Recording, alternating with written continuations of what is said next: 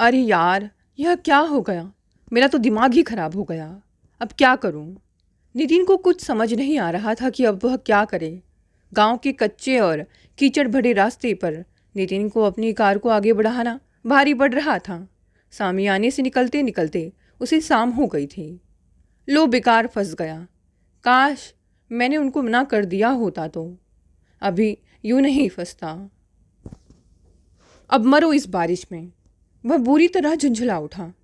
अब तो वह मनोहर जी के बंगले से भी इतनी दूर आ चुका था कि पैदल वापस लौटना संभव नहीं था और शहर की ओर जाने वाली पक्की सड़क अभी काफ़ी दूर थी।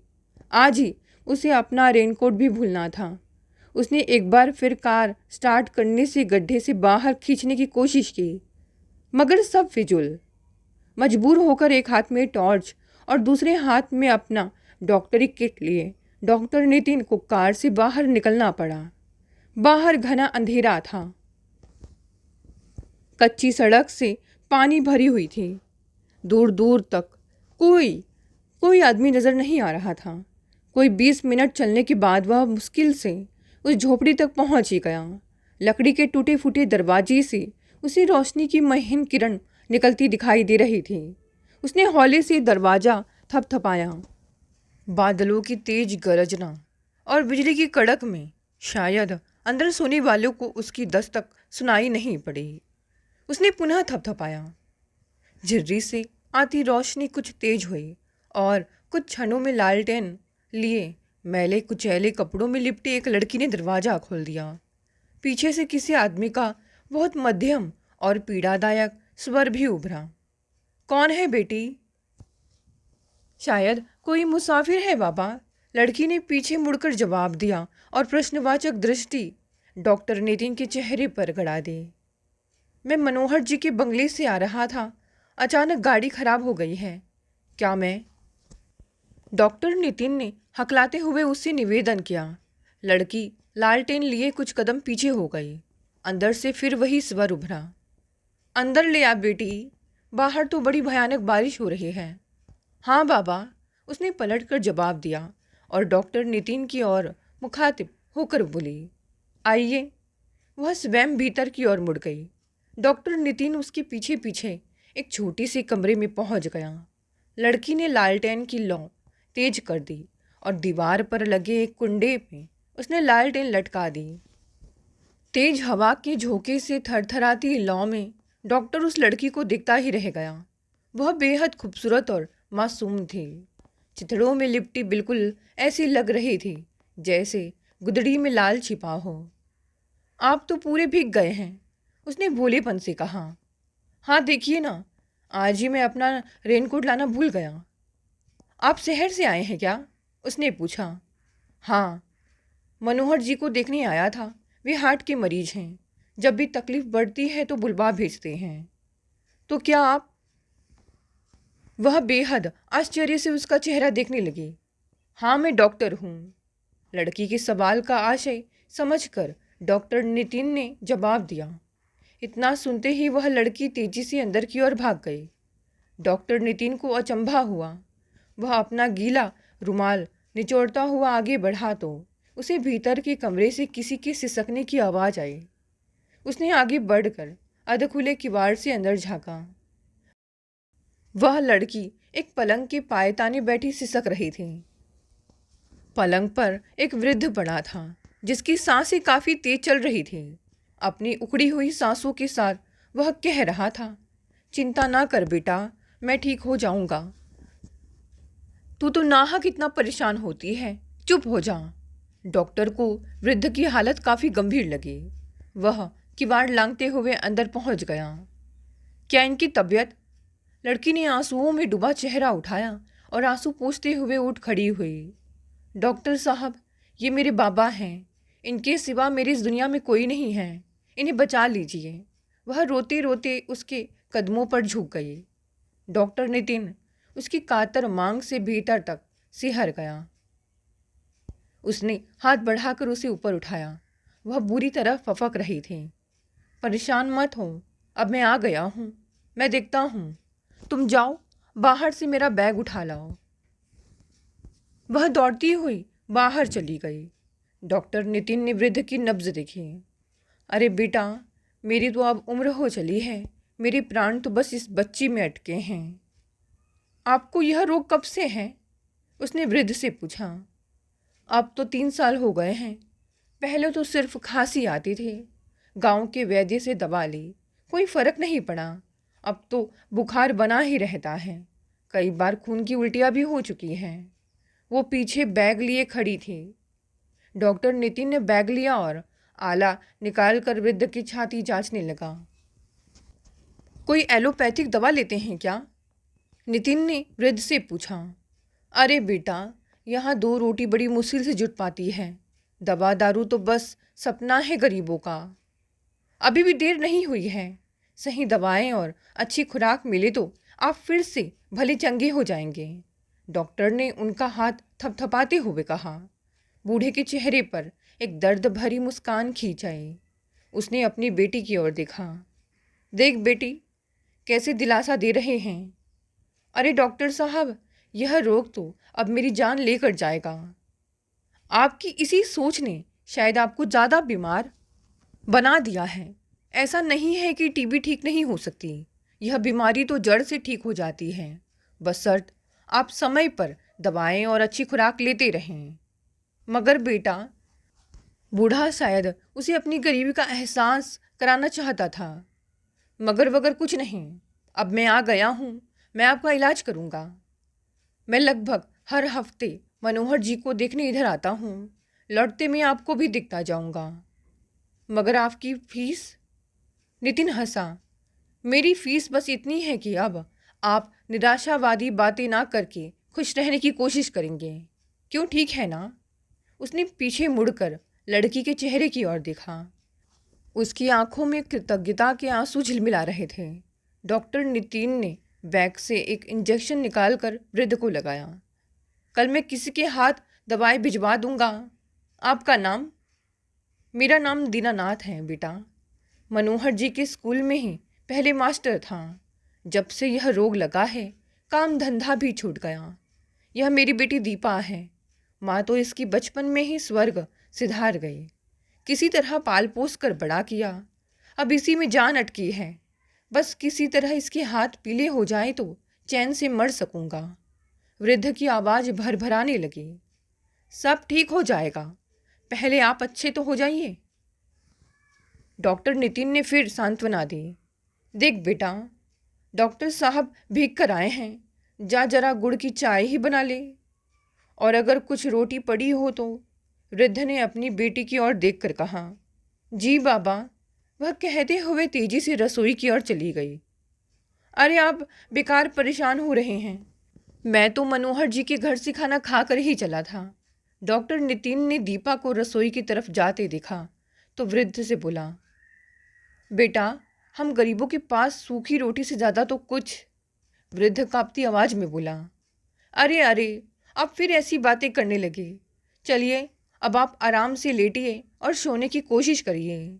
उसने उन्हें थपकी दी और बैग बंद करके बाहर वाले कमरे की ओर आ गया। थोड़ी ही देर में दीपा गिलास में गुड़ की चाय और थाली में रोटी लिए सामने खड़ी थी। आपने बेकार परेशानी उठाई। उसने उसके हाथ से दोनों चीज़ें ले ली।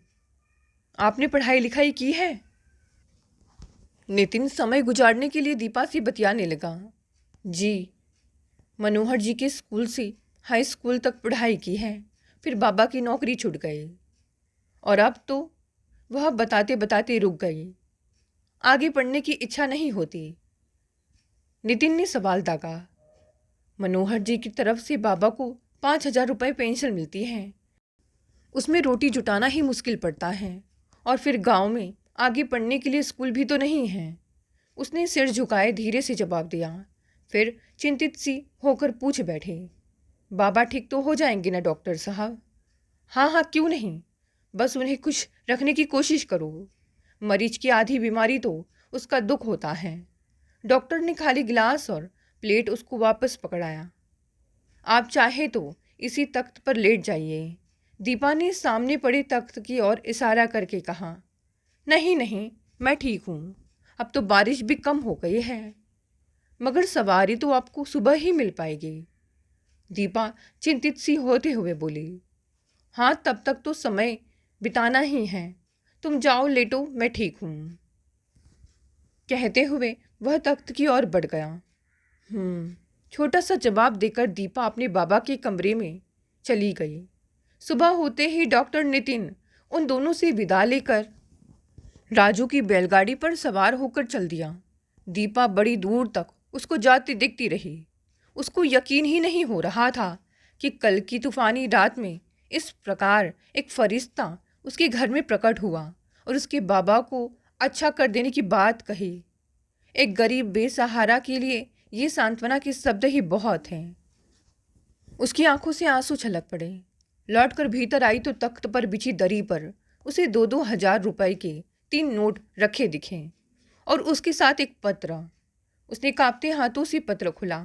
लिखा था, तुम्हारे बाबूजी को ताजे फल और दूध की सख्त आवश्यकता है। इस पैसों को कोई एहसान मत समझना। ये एक डॉक्टर की हिदायत है कि उसके मरीज का पूरा ख्याल रखा जाए और मुझे उम्मीद है कि मेरे मरीज को अच्छा करने में तुम मेरी मदद करोगी। इस तूफानी रात में एक अजनबी को शरण देने के लिए बहुत बहुत शुक्रिया। मैं जल्द ही तुम्हारे बाबूजी को देखने आऊँगा। डॉक्टर नितिन। अपनत्व से भरे इस पत्र को पढ़कर दीपा फूट फूट कर रो पड़ी। 2-2 हजार के नोट उसके हाथों में कपकपा रहे थे। उसको यकीन नहीं हो रहा था कि इस दुनिया में ऐसे देवता स्वरूप लोग भी बसते हैं। उसने तो जब से होश संभाला गांव के भूखे भेड़ियों को अपनी जिस्म की ओर ललचाई नजरों से घूरते हुए ही पाया था। जब तक बाबा मास्टरी करते थे, गांव के लड़कों को उसकी तरफ देखने की हिम्मत नहीं पड़ती थी। मगर जब से बाबा बिस्तर से लगे हैं और गरीबी की मार पड़ी है तो नई उम्र के छोकरों की तो बात ही छोड़ो। बूढ़ों तक की निगाहों में उसने एक वैसी चमक देखी थी जैसे ये सब उसकी बोटी बोटी नोच लेना चाहते हूँ। गांव के काका ने तो उस रोज हद ही पार कर दी थी। उस रोज वह उनकी दुकान पर बाबा की खिचड़ी के लिए सामान मांगने चली गई थी। शायद दीपा से बड़ी तो उसकी अपनी बेटी होगी, मगर बेशरम इतना कि उसकी कलाई पकड़कर उसे रात घर आने का न्योता दे बैठा। घबराई हुई दीपा दाल वाल वहीं छोड़कर घर भाग आई थी। अपने बाबा से लिपट कर वह कितना रोई थी। तभी से बाबा को उसकी चिंता खाई जा रही थी।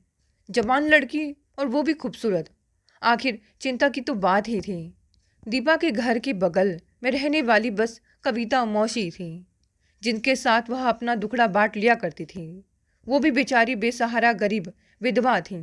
आगे पीछे कोई रोने वाला नहीं था। दीपा अक्सर उनके कामों में हाथ बटा दिया करती थी और खाली वक्त में उनकी गोद में सिर रखकर ममता का सुख पाती थी। कुछ क्षणों के लिए ही सही, दोनों अपना अपना दुख दर्द भूल जाते थे। अचानक भीतर से बाबा के खांसने की आवाज ने दीपा को चौंका दिया। वो तो न जाने कब से अपने ख्यालों में गुम थी। हाथ में पकड़े हुए नोट उसने साड़ी के पल्लू में बांध लिए और अंदर वाले कमरे की ओर मुड़ गई। डॉक्टर नितिन 11 बजते बजते अपनी क्लिनिक पहुंच गया। अपने कंपाउंडर को बुलाकर उसने एक बड़े से पैकेट में कुछ दवाएं और पैसे उसे थमा दिए और बोला, ये दवाएं मगहर गांव के मास्टर दीनानाथ के घर दे आना और साथ में कुछ फल भी लेते जाना। और देखो, वहाँ नहर के किनारे वाले कच्चे रास्ते पर मेरी कार फंसी पड़ी है। किसी मैकेनिक को साथ लिए जाओ, वापस में कार लेते आना। ठीक है जी साहब। कंपाउंडर बाहर निकल गया। क्लिनिक के बाहर मरीजों की भीड़ जुटनी शुरू हो गई थी। इन्हें निपटाकर उसे सरकारी हॉस्पिटल भी जाना था। वहाँ एक ज़रूरी ऑपरेशन था। डॉक्टर नितिन शहर के माने हुए डॉक्टरों में गिना जाता था। इतनी कम उम्र में उसने जो रुतबा हासिल कर लिया था वह काबिल तारीफ था। होनहार, सरल और सुसंस्कृत अपनी माँ का इकलौता बेटा था डॉक्टर नितिन। मात्र 32 वर्ष की उम्र में उसने जो नाम और दौलत कमाई थी, उसके लिए इस शहर के दूसरे डॉक्टर तरसते थे। माँ ने संस्कार इतने अच्छे दिए थे कि मानवता और दया का सागर उसकी आंखों से छलकता था। अपनत्व से भरी उसकी मुस्कान उसके मरीजों का आधा दुख दर्द तो यूं ही दूर कर देती थी। बहुत गरीब मरीजों से तो वह फीस भी नहीं लेता था, मगर अमीरों की जेब हल्की करने में वह कभी नहीं चुकता था। माँ तो उसकी अब यह चाहती थी कि वह शादी कर ले और घर में एक बहू आ जाए, मगर डॉक्टर नितिन, उसे तो इस मसले पर बात करने तक की फुर्सत ही नहीं थी। उसने तो जैसे अपना जीवन मानवता की सेवा में ही अर्पण कर दिया था। सुबह 10 बजे से रात 10 बजे तक वह मरीजों से ही घिरा रहता था। एक हफ्ता बीत चुका था। दीपा आंगन में बैठी अपने ख्यालों में गुम थी। कहीं डॉक्टर साहब भूल तो नहीं गए? दवाएं भी खत्म होने को हैं। ऐसा तो नहीं कि एक रात शरण देने के बदले उन्होंने हफ्ते भर की दवाएं भिजवा दी हों। न जाने कैसे कैसे विचार उसके जहन में उभर रहे थे। डॉक्टर साहब की दवाएं और फल दूध आदि मिलने से बाबा की सेहत में काफ़ी सुधार हो रहा था। अब तो वह पीठ के पीछे तकिया लगाकर बैठने भी लगे थे। उल्टियां भी थम गई थी। बहुत दिनों के बाद उसने बाबा के चेहरे पर पहले जैसी मुस्कान देखी थी। वह नहीं चाहती थी कि यह मुस्कान फिर गरीबी के अंधेरे में गुम हो जाए। उसे यही चिंता सता रही थी कि डॉक्टर साहब दोबारा उसके घर आएंगे भी या नहीं। अचानक दरवाजे पर हुई दस्तक ने दीपा को चौंका दिया। अनजानी आशा से उसकी छाती धाड़ धाड़ बजने लगी। उसके हर्ष की सीमा ना रही जब उसने दरवाजे पर डॉक्टर नितिन को खड़ा पाया। हल्के नीले रंग की शर्ट और काली पैंट में वह सचमुच एक फरिश्ते के समान लग रहे थे। क्या मैं अंदर आ जाऊं? उसने मजाकिया लहजे में पूछा। जी आइए ना, दीपा खुशी से कपकपाते स्वर में बोले और उसने आगे बढ़कर उसका बैग थाम लिया। अब कैसे हैं तुम्हारे बाबा? जी पहले से बहुत अच्छे हैं, आइए। वह उसे भीतर लेकर कमरे की ओर बढ़ गई। नमस्ते डॉक्टर साहब। मास्टर जी ने उसे देखा तो खुशी से हाथ जोड़े उठने की कोशिश करने लगे। अरे अरे आप लेटे रहिए, अब तो आप काफ़ी अच्छे लग रहे हैं। ऐसे ही समय से दवाई वगैरह लेते रहिए, देखिएगा महीने भर में आप दौड़ने लगेंगे। वह स्टूल खींचकर उनके पलंग के पास बैठ गया। उसने बैग खोलकर अपना आला निकाला और उन्हें चेक करने लगा। बेटा जा दौड़कर चाय बना ला डॉक्टर साहब के लिए, बूढ़े ने दीपा से कहा। जी। दीपा जल्दी से रसोई की तरफ चली गई। ताकत का इंजेक्शन देने के बाद डॉक्टर नितिन मास्टर जी से बतियाने लगा। आगे दवाएं वैसे ही लेते रहिएगा, मैं बीच बीच में आता रहूँगा, उसने मास्टर जी से कहा। डॉक्टर साहब मैं आपके एहसान का बदला कभी नहीं। मास्टर जी की आवाज़ लड़खड़ा गई। आंखों में आंसू भरे वह उसके पैरों तक झुक गए। अरे अरे ये क्या कर रहे हैं आप तो मुझे शर्मिंदा कर रहे हैं मास्टर जी। मैंने तो सिर्फ अपना फ़र्ज़ निभाया है। उसने उन्हें पकड़कर बिस्तर पर लेटा दिया। अब आप इस तरह करेंगे तो मैं नहीं आऊँगा, वह उनको धमकाने के अंदाज में बोला और मास्टर जी रोते रोते मुस्कुरा पड़े। दीपा चाय ले आई थी। आज चाय गुड़ की जगह चीनी की बनी मालूम पड़ती थी। चाय पीते हुए डॉक्टर ने दीपा से पूछा, आगे पढ़ने की इच्छा हो तो मैं शहर के कॉलेज में बात करूं तुम्हारे लिए। मैं चाहता हूं कि तुम पढ़ लिख कर अपने पैरों पर खड़ी हो जाओ और अपने बाबा का सहारा बनो। फिर मास्टर जी की तबीयत भी सुधर रही है। क्यों मास्टर जी? उसने अपनी बात के समर्थन के लिए उनकी तरफ देखा। डॉक्टर साहब मेरी इतनी औकात कहाँ कि इसे आगे पढ़ा सकूं। इच्छा तो बहुत थी पर वह खामोश हो गए। अगर आप कहें तो मैं कोशिश करूं। शहर में कुछ अच्छे कॉलेज गरीब लड़कियों को मुफ्त शिक्षा और साथ में काम की ट्रेनिंग भी देते हैं, उसने बताया। डॉक्टर साहब आपके वैसे ही बहुत उपकार है हम पर, बूढ़े ने हाथ जोड़ दिए। मास्टर जी आपकी यह बात मुझे पसंद नहीं है। आखिर इंसान इंसान के काम नहीं आएगा तो क्या देवता उतरेंगे आसमान से? बस अगर आप राजी हैं तो मैं इसके लिए ज़रूर कोशिश करूँगा, मगर पहले आप सेहतमंद हो जाएं ताकि अपने रोज़मर्रा के कामकाज स्वयं कर सकें। हाँ हाँ मैं जल्दी अच्छा हो जाऊँगा, मास्टर जी खुशी से कपकपाते स्वर में बोले। दीपा को तो विश्वास ही नहीं हो रहा था कि वह आगे भी पढ़ सकती है और नौकरी भी कर सकती है। वह मन ही मन डॉक्टर के चरणों में अर्पित हो गई। उसे कुछ ना सूझा कि किन शब्दों में वह डॉक्टर साहब का धन्यवाद करे। अच्छा, अब मैं चलता हूँ, अभी मनोहर जी को देखने भी जाना है। अच्छा दीपा, बाबा का ध्यान रखना। उसने मास्टर जी की ओर देखकर हाथ जोड़े और बैग उठाकर बाहर की ओर चल पड़ा। देहरी पर किवाड़ थामे दीपा उसे दूर तक जाते हुए देखती रही। कितनी शालीनता है इनके व्यक्तित्व में, कितना अपनापन, कितना सहज, वह सोच रही थी। 3 महीने बीतते बीतते मास्टर जी ने तो चलना फिरना शुरू कर दिया था। अब तो वह रोज सुबह कुछ दूर खेतों की ओर टहलने भी निकल जाते थे। डॉक्टर नियत समय पर उनके लिए दवाएं और इंजेक्शन आदि भेज दिया करता था और मास्टर जी को देखने आता तो किसी न किसी बहाने रुपए भी दे जाता था ताकि वह ज़रूरत के हिसाब से फल और दूध आदि लेते रहें। दीपा की कविता मौसी भी देखभाल में लगी रहती थी। डॉक्टर के दिए रुपयों से घर की हालत में सुधार आ गया था। 2 वक्त का चूल्हा जलने लगा था। दुख के बादल धीरे धीरे छट रहे थे। फिर एक दिन अचानक डॉक्टर नितिन ने यह सुखद समाचार सुनाया, तुम्हारा एडमिशन शहर के एक कॉलेज में हो गया है। उसी के हॉस्टल में तुम्हारे रहने का इंतज़ाम भी। बस अब मन लगाकर आगे की पढ़ाई करो। मास्टर जी की सेहत भी सुधर गई है। बाकी देखभाल और खाना पीना तो कविता मौसी भी कर दिया करेंगी। क्यों मास्टर जी? उसने मास्टर जी की ओर दिखा। हाँ हाँ, क्यों नहीं, मास्टर जी भर्राए स्वरों में बोले। अपनी देखभाल तो अब मैं खुद भी कर सकता हूँ, उन्होंने दीपा का हौसला बढ़ाने के लिए कहा। और बस कुछ ही दिन बाद दीपा डॉक्टर नितिन के साथ शहर आ गई। कविता मौसी भी उसे शहर तक छोड़ने के लिए डॉक्टर की गाड़ी में बैठ कर आई थी।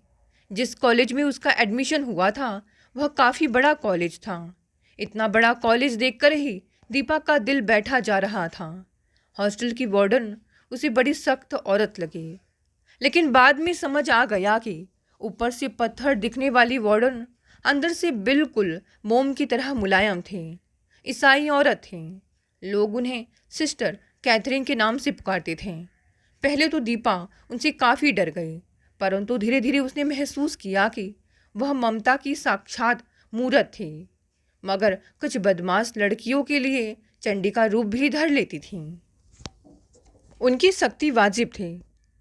को एजुकेशन वाला कॉलेज था, इसीलिए हॉस्टल की लड़कियों को अनुशासन में रखना बहुत ज़रूरी था। लड़कियों और लड़कियों के हॉस्टल आसपास ही बने थे। हॉस्टल में पहले दिन दीपा काफ़ी घबराई घबराई सी रही।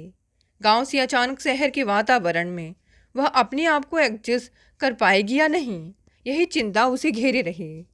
डॉक्टर नितिन उसको वार्डन के पास छोड़कर कविता मौसी को वापस की बस में बैठाने के लिए चले गए। वार्डन ने अपने कमरे में बिठाकर दीपा को काफ़ी देर तक सारी ऊंच नीच समझाई, सारे नियम कायदे बताए और फिर बड़े प्यार से उसके सिर पर हाथ फेरते हुए बोली, कोई परेशानी हो तो बिना झिझक सीधे मेरे पास आ सकती हो, और यह कुछ सामान व किताबें डॉक्टर नितिन तुम्हारे लिए दे गए हैं। डॉक्टर बाबू बहुत भले आदमी हैं। इस कॉलेज को उनसे काफ़ी डोनेशन मिलता है। डॉक्टर की तारीफ करते करते उन्होंने एक छोटा सूटकेस और किताबों का बंडल दीपा को पकड़ा दिया। दीपा ने झिझकते हुए सूटकेस और किताबों का बंडल पकड़ा और वार्डन के साथ अपने कमरे की ओर चल पड़ी। उसका रोम रोम डॉक्टर नितिन को धन्यवाद दे रहा था। उसका जी चाह रहा था कि कहीं से उनकी एक तस्वीर मिल जाती तो वह रात दिन उनकी पूजा करती, उनके चरणों को अपने आंसुओं से धोती। न जाने किस जन्म के पुण्य थे जो उसे इस देवता स्वरूप व्यक्ति के दर्शन हुए थे। कमरे में पहुंचकर वह खुशी और एहसानों के बोझ तले फुट फुट कर रो पड़ी। न जाने कितनी देर तक वह रोती रही। आज उसे अपनी स्वर्गवासी माँ की बेहद याद आई। उसने सूटकेस खोला तो उसमें 10 सलवार सूट, तौलिया, चादर, कंघा पाउडर और छोटी छोटी ज़रूरत की तमाम चीज़ों के साथ एक पत्र भी मिला था। लिखा था, कॉलेज के वातावरण के हिसाब से रहने की कोशिश करना। ऐसा ना लगे कि तुम गांव से आई हो, वरना मजाक बनते देर नहीं लगेगी। हर तरफ से दिमाग हटाकर सिर्फ पढ़ाई पर लगाना। बाबा की फ़िक्र करने की ज़रूरत नहीं है। मैं हर हफ्ते उन्हें देखने के लिए जाता रहूँगा। कोई परेशानी हो तो वार्डन से कहने में हिचकिचाना नहीं। मैं बीच बीच में मिलता रहूँगा। किसी चीज़ की ज़रूरत हो तो फ़ोन कर देना। नितिन। दीपा की आंखों में पुनः आंसू आ गए। काफ़ी देर तक वह बिस्तर पर पड़ी रही और उनके बारे में सोचती रही। उसे पता ही नहीं चला कि कब नींद ने उसे अपनी आगोश में ले लिया। धीरे धीरे कॉलेज के वातावरण में ढल गई दीपा। वह मेहनत से पढ़ रही थी। प्रथम वर्ष की परीक्षा उसने काफ़ी अच्छे अंकों से उत्तीर्ण की थी। डॉक्टर नितिन कभी स्वयं आकर और कभी फ़ोन से उसका हालचाल लेते रहे थे। बाबा भी उसे लगातार चिट्ठियाँ लिख लिख कर अपने सेहतमंद होने की खबर देते रहते थे और उसकी हौसला अफजाई भी करते रहते थे। बाबा की हर चिट्ठी में डॉक्टर नितिन की तारीफ़ें भरी रहती थी। वह हर हफ्ते नियम से बाबा को देखने जाते थे और फल और पैसे भी नियमित भिजवाते रहते थे। सेकेंड ईयर का इम्तिहान देने के पश्चात डॉक्टर के परामर्श से दीपा ने नर्सिंग की ट्रेनिंग शुरू कर दी थी। वह महसूस कर रही थी कि दूसरे साल में डॉक्टर नितिन का हॉस्टल आना काफ़ी कम हो गया था। कभी कभी तो वह वार्डन से ही उसका हालचाल पूछ कर चले जाते थे। दीपा बहुत बेचैनी से उनका इंतज़ार करती थी। वह तो मन ही मन अपने देवता के चरणों में समर्पित हो गई थी। इम्तिहान के बाद छुट्टियों में वह 2 साल बाद अपने घर जाने वाली थी। वह बहुत खुश थी। 2 साल में शहर के वातावरण में ढलकर उसका रूप निखर आया था। बातचीत का सलीका बदल गया था। उठने बैठने के ढंग में बदलाव आ चुका था। अब तो उसमें और किसी शहरी लड़की में फ़र्क करना ही मुश्किल था। कहाँ गांव की वह डरी सहमी चिथड़ों में लिपटी दीपा और कहाँ साफ उजली ड्रेस में लिपटी खूबसूरत नवयौवना। वह स्वयं ही शीशे में खुद को निहार कर विश्वास ही नहीं कर पाती थी कि वह वही गांव वाली दीपा है। बाबा और कविता मौसी भी उसको देखकर जरूर हैरान होंगे और गांव वाले भी पता नहीं क्या क्या बातें बनाएंगे। वह सारी बातें सोच सोच कर अकुला रही थी। डॉक्टर नितिन उसको लेने के लिए दोपहर ढले हॉस्टल पहुंच गए। सिस्टर कैथरीन ने दीपा को उसके कमरे से बुलवाया। डॉक्टर के आने का समाचार सुनकर वह भागती हुई वार्डन के कमरे में पहुंची। दरवाजे पर उसे खड़ा देख वार्डन ने कहा, आओ बेटी, डॉक्टर साहब छुट्टियों में तुम्हें गांव वापस ले जाने आए हैं। जाओ अपना सामान तैयार कर लो।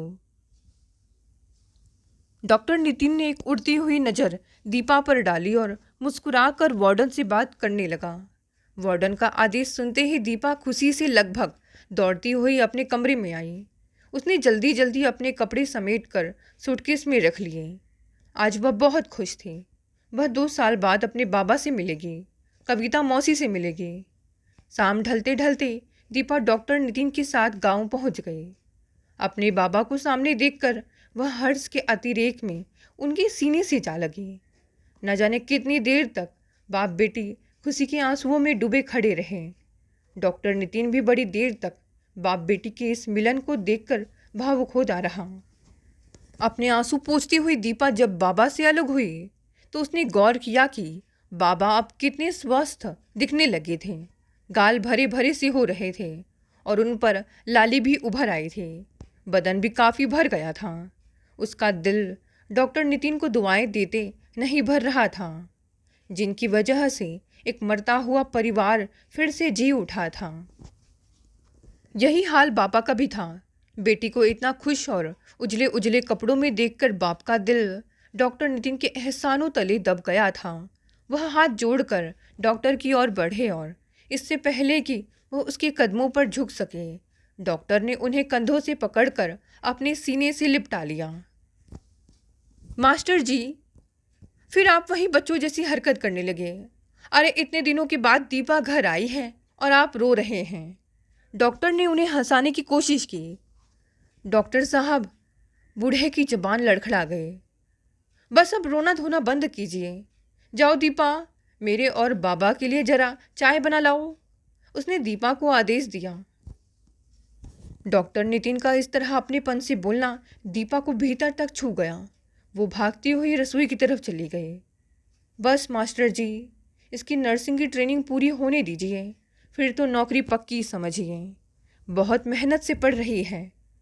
सब आपकी कृपा है डॉक्टर साहब, वरना। बूढ़े ने फिर हाथ जोड़ दिए। नहीं मास्टर जी, यह सब दीपा की मेहनत का फल है। डॉक्टर साहब, अब तो बस यही ख्वाहिश है कि मेरी आंखें बंद होने से पहले इसके हाथ पीले हो जाएं, फिर मैं चैन से मर सकूंगा।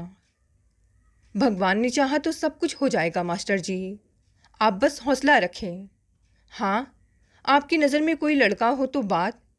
डॉक्टर ने मास्टर जी से जानना चाहा। इस गांव में तो डॉक्टर साहब बस उजड़ गवार ही बसे हैं, जो जरा पढ़ लिख गए तो शहर के हो गए। एक चौधरी का लड़का है भी, तो बदमाश इतना कि राह चलती बहू बेटियों को आए दिन छेड़ता रहता है। मास्टर जी ने चिंता जाहिर की। वैसे मुझे भी नहीं लगता कि इस गांव में कोई भी लड़का दीपा के लायक है। अगर आप कहें तो मैं शहर में ज़रूर कोशिश करूँगा। बस आप पहले इस तरह चिंता करना और निराशावादी बातें करना बंद कर दीजिए। उसने दीपा के हाथ से चाय का प्याला और गरम गरम पकौड़ियों की प्लेट थामते हुए कहा। अपनी शादी की चर्चा सुनकर दीपा का चेहरा लाल हो गया। वह शर्मा कर अंदर भाग गई। डॉक्टर नितिन हंस पड़े और साथ ही मास्टर जी भी। थोड़ी देर बाद डॉक्टर नितिन ने दोनों से यह कहते हुए विदा ली कि अब आया हूँ तो ज़रा मनोहर जी को भी देखता जाऊँ। 1 महीने बाबा के साथ रहने के बाद दीपा पुनः अपने नर्सिंग ट्रेनिंग पर शहर वापस आ गई। वह बड़ी मेहनत से काम सीख रही थी। रहने के लिए उसे अभी भी हॉस्टल का कमरा मिला हुआ था। वार्डन कैथरीन उसे अपनी बेटी की तरह चाहने लगी थी। वह भी उनकी बहुत इज्जत करती थी। डॉक्टर नितिन ने 2-3 जगह उसके रिश्ते की बात चलानी शुरू कर दी। 2-1 अच्छे लड़के उसकी नज़र में थे। वह चाहता था कि दीपा का विवाह किसी ऐसे लड़के से हो जो उसे सदैव खुश रखें। इतने दिनों में वह अपने आप को दीपा का संरक्षण समझने लगा था। उसके प्रति एक जिम्मेदारी सी उसे महसूस होती थी। दीपा के भोलेपन में उसे जो अपनापन प्रतीत होता था वह उसने कभी शहर के लोगों में नहीं पाया था। दीपा की आंखों में उसे सदैव एक कसीस सी महसूस होती थी।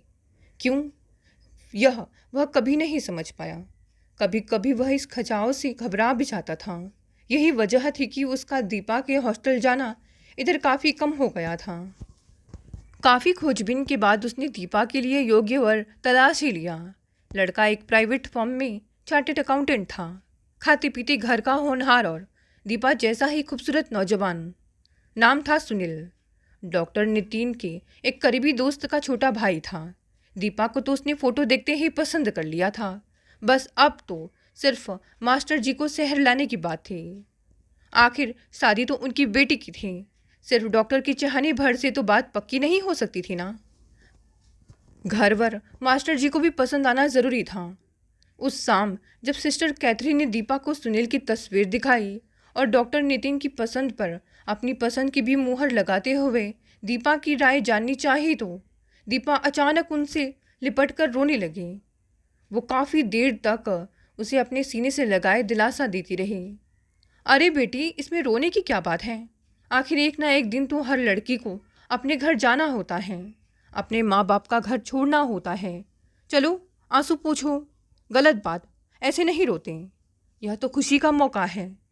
डॉक्टर बता रहे थे कि सुनील बहुत अच्छा लड़का है। उस घर में तुम बहुत खुश रहोगे। वह बड़ी देर तक उसे पुचकारती रही। दीपा ने बड़ी मुश्किल से खुद को संभाला और आंसू पोंछते हुए अपने कमरे में लौट आई। वार्डन कैथरीन ने जब से दीपा को सुनील की तस्वीर दिखाई थी उसकी हालत अजीब सी हो रही थी।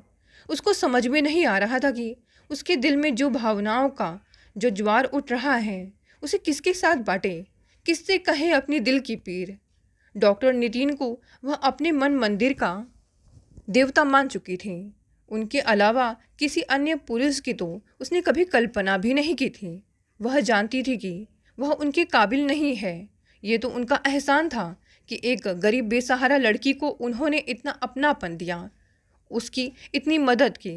उनका एहसान तो वह 7 जन्म लेकर भी नहीं उतार सकती थी। वो तो अपने देवता के चरणों में खुद को मिटा देना चाहती थी। उसके दिल में तो बस डॉक्टर नितिन की छवि बसी थी और उनके अलावा वह किसी दूसरे की ओर देख भी नहीं सकती थी, किसी अन्य को बर्दाश्त ही नहीं कर सकती थी। उसकी हालत बड़ी ही विक्षिप्त सी हो रही थी। वो रात भर रोती रही और अपनी डायरी के पन्ने काले करती रही। उसके मनोभाव, उसके जज्बात, उसकी हर भावना डायरी के पन्नों में सिमटती जा रही थी। सुबह बड़ी देर तक दरवाज़ा खटखटाने के बाद भी जब वह ना खुला तो चपरासियों की मदद से वार्डन कैथरीन को दरवाज़ा तुड़वाना पड़ा। वह घबराई हुई अंदर पहुंची तो दीपा बिस्तर पर पड़ी उल्टी सांसें ले रही थी। आनन फानन में उन्होंने एम्बुलेंस बुलवाई, डॉक्टर नितिन को फ़ोन किया और हॉस्पिटल में पूरे वक्त वह खुदा से दीपा की सलामती की दुआएं मांगती बेचैनी से इधर उधर घूमती रही। दीपा ने चूहे मार दवा खाकर खुदकुशी करने की कोशिश की थी। डॉक्टर नितिन को जब यह बात पता चली तो उसे बड़ा धक्का लगा। आखिर क्यों, वह समझ नहीं पा रहा था। यह तो अच्छा हुआ कि समय से दरवाज़ा टूट गया, वरना वह मास्टर जी को क्या मुंह दिखाता। आखिर क्या वजह थी कि दीपा को जहर खाना पड़ा। उसका दिमाग यह सोच सोच कर घूम रहा था। दीपा अभी तक पूरी तरह होश में नहीं आई थी। हॉस्पिटल के इमरजेंसी वार्ड में डॉक्टरों ने उसे कई उल्टियाँ करवाई थी, जिससे उसके पेट से सारा जहर निकल जाए। मगर जब तक वह पूरी तरह होश में नहीं आ जाती, उसके जीवन को खतरे से बाहर नहीं कहा जा सकता था। डॉक्टर नितिन बेहद परेशान था। वह सिस्टर कैथरीन के सामने बच्चों के समान फफक कर रो पड़ा। सिस्टर ने अपने बेटे की तरह उसे अपनी बाहों में समेट लिया और बोली, हम लोग दीपा को समझ नहीं सके डॉक्टर। हम उसकी शादी के लिए वर ढूंढते रहे और उससे एक बार भी नहीं पूछा। डॉक्टर ने अचंभित होकर सिस्टर की तरफ देखा। उसकी आंखों में सवाल था। सिस्टर कैथरीन ने अपने गाउन की जेब से एक लाल रंग का एक छोटी सी डायरी निकालकर डॉक्टर की ओर बढ़ा दी। ये डायरी दीपा के हाथ में मिली थी। इसे पढ़ो, सब कुछ स्पष्ट हो जाएगा। तुम दीपा के अभिभावक होने का कर्तव्य निभाते रहे और वो नादान मन ही मन तुम्हारी पूजा करती रही। सिस्टर का स्वर भर्रा गया। डॉक्टर नितिन आश्चर्य से वार्डन की शक्ल देखता रहा। कपकपाते हाथों से उसने डायरी खोली। वह जैसे जैसे उसे पढ़ता जा रहा था, उसमें लिखा एक शब्द अश्रु बनकर उसकी आंखों से फूट रहा था। उसकी डायरी में लिखी आखिरी लाइन पढ़कर वो बिलक उठा। कितना दर्द छुपा था उसमें। मेरे देवता, मुझे माफ़ कर देना। मैं जीना चाहती थी, मगर सिर्फ तुम्हारी बाहों में। मैं इस काबिल तो नहीं कि तुम्हारी दुल्हन बन सकूं, मगर अपने आप को तुम्हारे चरणों में समर्पित तो कर सकती हूँ ना। डॉक्टर नितिन बुरी तरह से रो उठा। सिस्टर, उसने मुझसे पहले क्यों नहीं कहा? उसकी हिचकियाँ बन गई। अभी भी वक्त है बेटा, जाओ उसे वापस बुला लो। शायद अब तुम्हारी आवाज़ ही उसे वापस ला सकती है। जाओ बेटा, सिस्टर कैथरीन रोते हुए बोली। डॉक्टर नितिन इमरजेंसी रूम की तरफ दौड़ पड़ा। शायद उसकी दीपा को उसी का इंतज़ार है। वो पागलों की तरह उस पर झुक गया। झरझर बहते उसके आंसुओं ने दीपा का चेहरा तर कर दिया। दीपा, आंखें खोलो दीपा, देखो मैं तुम्हारा नितिन। प्लीज़ दीपा, होश में आ जाओ मेरी जान, मेरी ज़िंदगी, आंखें खोलो दीपा प्लीज़। वह लगातार रोई जा रहा था। दीपा के अचेत शरीर में अचानक एक सिहरन सी उठी और उसने कराहते हुए आंखें खोल दी। मेरे देवता, डॉक्टर नितिन ने उसे चूमते हुए कसकर अपनी बाहों में भींच लिया, जैसे वह उसे अपने सीने में समा लेना चाहता हो। दो दिल एक दूसरे के करीब आ गए, हमेशा हमेशा के लिए। दरवाजे पर खड़ी सिस्टर कैथरीन अपने आंसू पोंछते हुए मुस्कुरा उठी। दोस्तों, ये कहानी यही समाप्त हो गई। कहानी पसंद आई तो इसे लाइक, शेयर और कमेंट करें। नए हैं तो चैनल को भी सब्सक्राइब कर लें। धन्यवाद दोस्तों, मिलते हैं कल एक नई कहानी से।